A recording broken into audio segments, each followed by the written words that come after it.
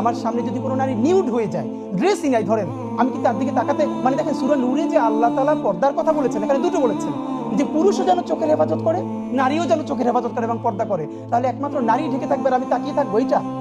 এই সমস্ত কথা যারা বলে, এবং আমরা দেখলাম পরের দিন তাকে এই করার পরে একটা গ্রুপ তার সামনে গিয়ে তার হাতে কোরআন শরীফ উপহার দিচ্ছে। আপনি পোট্রে করেন যে পুরো সোসাইটি দেখলো একটা ছেলে, একটা লোক একটা মেয়েকে টিস করেছে, ড্রেস নিয়ে খারাপ কথা বলেছে।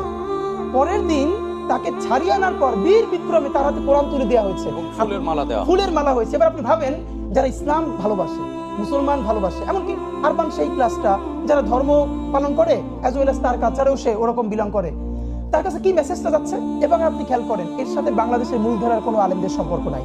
আমাদের আফসোসটা কি জানেন? আজ থেকে 15-16 বছর আগেও বাংলাদেশের যত ধর্মীয় ইস্যু, এগুলো সব মূলধারার আলেমরা নিয়ন্ত্রণ করতেন। হঠাৎ করে কোনো ফেসবুক সেলিব্রিটি না। ধরেন বাইতুল মোকাররম মসজিদের খতিব, আপনার নিশ্চয়ই মনে আছে